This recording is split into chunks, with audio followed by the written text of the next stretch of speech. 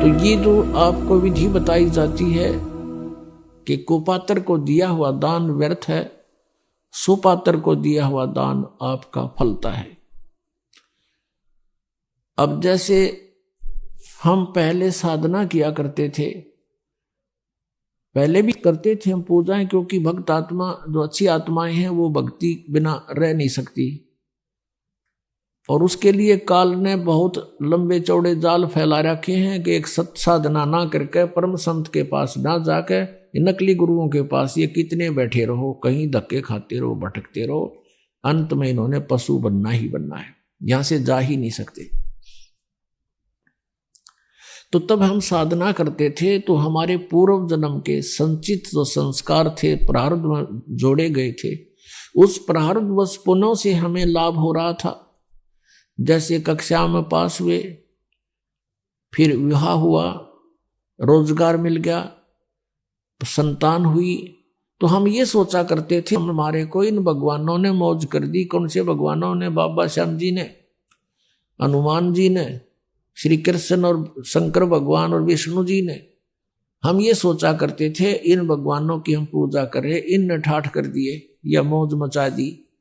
अब पता चला कि ये भगवान तो ये कुछ भी ना कर सकते, ये तो जो आपका दिशा कर्म से वैसा ही दे सकते हैं। हम जाते थे बाबा श्याम जी पे, सालासर हनुमान जी की पूजा में, तो कोई सुख होता था तो 100 गुण गा करते, वहां और बैठे होते, आज मुझे ये लाभ हो गया, सालासर आनते मैंने ये फायदा हो गया, और वहां 10 और मिल जाते बताने वाले कि हमें भी ये लाभ हो गया, हमें भी ये लाभ हो गया। तो वहां उस पत्थर पर कति फेट होते चले गए, सही यहाँ कोई न कोई लाभ सबको हो रहा है, और वो हो रहा था पिछले पूर्व जन्म से। तो इस प्रकार हम भ्रमित कर रखे थे काल भगवान ने बिना ज्ञान के। अब ज्ञान हो गया, पता चला हुआ मूर्ति के लाभ करेगी, बता कुछ नहीं कर सकती, वह बोल सकती ना, कोई बता सकती ना। आप पर बांटे जाओ खड़ा खड़ा वहां पर, वो तेनों भी ना कह सकती भाई तू नू कर ले, नू कर ले, कुछ साधन तो बता दे, वो भी नहीं बता सकती वह। और भगवान कृष्ण विष्णु हमें मिले नहीं, और अगर उनका कोई रिप्रेजेंटेटिव मिल जाता तो वो लाभ की दिवा सके हमने, जन्म मृत्यु उसकी बट्टे न ब्रह्मा विष्णु महेश की मिटी नहीं। और कर्मदंड भगवान विष्णु और शंकर ने भी भोगना पड़ा, अपने किए कर्म का भोग। तो हमारे प्रारब्ध के कर्मों के यानी आने वाले आपदाओं को नाश नहीं कर सकते, बचाव नहीं कर सकते। तो अब तत्व ज्ञान की रोशनी से हमें पता चला। तो कुछ पाप ऐसे होते हैं, कुछ आपदाएं ऐसी होती हैं जो धर्म से भी टलती हैं। ये परमात्मा पूर्ण ब्रह्म कबीर भगवान जी हमारे साथ साथ रहते हैं। कबीर परमात्मा कहते हैं कि जो जन मेरी शरण है ताका हूं मैं दास, और गेल गेल ला गया फिरूं जब तक धरती आकाश।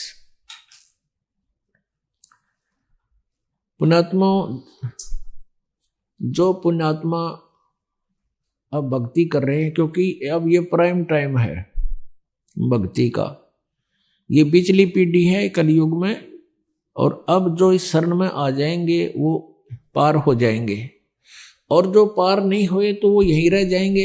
यहाँ रह जाएंगे तो अन्य जो साधना आप करती कराते थे उनसे तो यो असंख्य गुना बढ़िया साधना है। यदि आपने यहीं भी रहना है तो भी ये भक्ति आपको घना लाभ देगी। और यहाँ तो महामूर्ख रहेगा जिसको ज्ञान नहीं होगा बिल्कुल भी, और जानबूझ साची तजय करे झूठ ते ने, ताकि संगत है प्रभु सौपन में भी ना दे। अब जिस प्राणी को इतना ज्ञान हो गया फिर वो यहां रह जाएगा, फिर महामूर्ख ही रहेगा। यहां रहेगा किस तरीके से? अंत समय में इच्छाएं घटानी चाहिए हमने बुढ़ापे में, और हम बढ़ाते चले जाते हैं। हमने चलने की तैयारी करनी चाहिए, किसी भी आस्था नहीं रखनी चाहिए पोता और पोती में, द्योते और द्योतिया में। ये इनका अपना काम पूरा हो गया, उनका रोल शुरू हो गया बच्चों का, वो अपने बच्चों को पाले पोसे, उनके संस्कार फलेंगे। और यदि भगवान से उनको जोड़ दिया गया तो भाग्य में ना होगा तो भी मालिक देगा उनको, रक्षा करेगा उनकी। तो फिर हम ठेकेदार किस लिए बने? तो बुढ़ापे में हमारी दूनी दुर्गति करे युकाल। ना तो कोई हम करने योग्य रहते, इच्छाएं इतनी हो जाती हैं, न्यू हो जा भगवान, फलाने का न्यू हो जा, पोते का न्यू हो जा, पोती का वहां ब्याह हो जा। तो ये समस्याएं हमने घटानी पड़ेंगी अपनी, और ये ज्ञान से घटेंगी, वैसे कहने सुनने से नहीं बनती बात। तो क्या बनती है बुढ़ापे में? आया बुढ़ापा बैरी, पड़े परिवार में ममता गहरी। आवे बुढ़ापा बैरी, पड़े परिवार में ममता गहरी। पोता ब्यालो या मन में रहरी, एली करवा जो खड़ी रहेली, करवा जो खड़ी। जो के ठेका ठा लिया, और कोई पूछा नहीं बुढ़ा ने। बच्चे कोई काम करना शुरू करते हैं, बीच में जाकर खड़ा हो गए, नो नहीं भाई नो करो। वो करते होंगे, उन्हें डिस्टर्ब करेगा।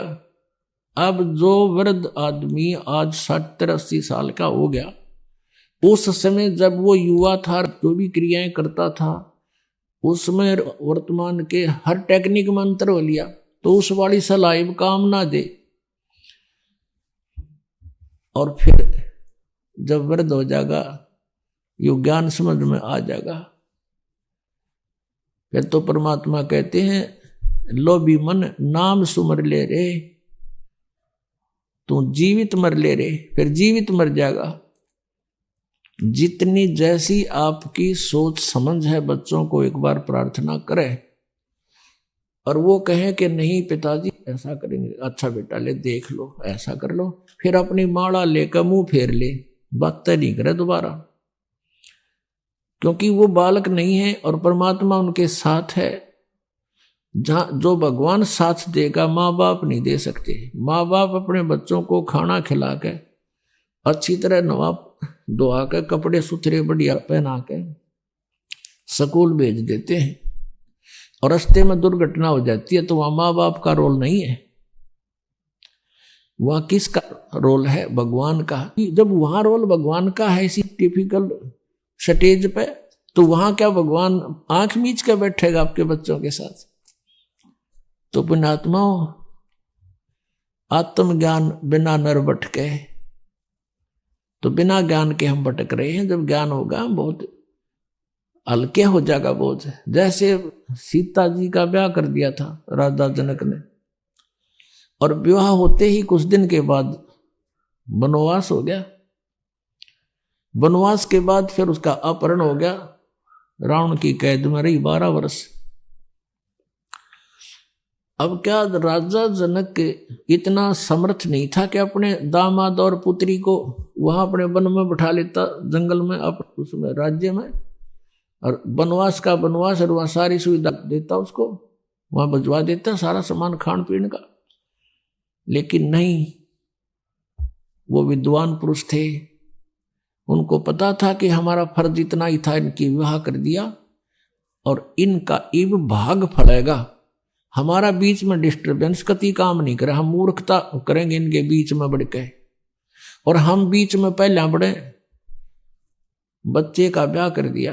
वैसे तो सारी बात बिगड़ रही है, क्यों ना तो जहां हम लड़की का ब्याह करते हैं उनमें जो है भगवान का भय रहा नहीं, और ऐसा ही सचिथी अपनी है। लड़की का विवाह करते हैं, लड़की जाते ही तीसरे दिन फोन कर दिया कि मेरी सासू ने आज मेरे तय दूध ना दिया। तो लड़की की मां कह गिला मन ने दिए फोन, और देव तेरी सास ने 2 सुनाओगी गाल, मैं करूं उसने 4 गाल देगी अपनी समधन ने, फिर आजा आजा, और छूटा छाटी मुकदमे शुरू हो गए। बता कोई बात है? छोटी छोटी बातों पर हमने पतंगड़ बना के इतना कहर मचा लिया घरों में। बच्चे को समझाओ बेटा, अब घर ये नहीं रहा तेरा, तेरा घर वो हो गया है, और अपने प्यार से रहे, अपने माता पिता की तरह व्यवहार कर, अपने घर में जगह बना, प्यार से रहे। तो हम पहले बच्चे नौका के में होता, मैंने बताइए, तने कोई कुछ कह देता है तो बालक तो फिर बालक का हुआ, थोड़ा सा कंधे जब फोन कर दे, होगी अशांति शुरू। बिना ज्ञान के हमने ये सारे काम बिगाड़ लिए, अच्छी शिक्षाएं खत्म होगी। कारण क्या रहा कि पहले बच्चे बुजुर्ग बैठा करते, बच्चों को विशेषकर आसपास बैठे होते, जब अच्छी शिक्षा देने की चेष्टा किया करते थे। अब सभी इतने बिजी हो गए माया जोड़न में। एक भक्त कह रहा था, ने बोला 10 दिन हो गए मेरे बच्चा ने नो नहीं पता हमारा पापा किस टाइम आओ हर किस टाइम जाओ है। डेली पैसेंजर, पिताजी आओ इतने बालक सो ले, और उन तो उठने से पहले जागने से पहले वो वापस तैयार होकर जा ले। अब बच्चों ने शिक्षा किस टाइम दे सकते हैं हम? तो बच्चों ने जैसी भी जहां से समाज से और अच्छी बुरी संगत से जो ग्रहण किया उस तरह हम चल पड़े। तो हमें अब सत्संग में आना अनिवार्य हो गया। घर पे भी सत्संग लावे, बच्चा न बिठावे, और बच्चे का जो बचपन में घर कर जाएगी वस्तु आजीवन साथ रहती है, उसको भूल नहीं पड़ती। अच्छी या बुरी कोई सी वस्तु ग्रहण कर ले बालक, आजीवन उस पर आरूढ़ हो जाते हैं। तो हमने बचपन से ही शिक्षाएं गलत दे दी, और जिस कारण से हमने समस्याएं घनी बढ़ा ली, तो सत्संग से घटेंगी। तो कहने का भाव ये है कि हम परमात्मा के चरणों में आने से हमारी सारी समस्याओं का समाधान होगा, परमात्मा पर विश्वास बढ़ेगा।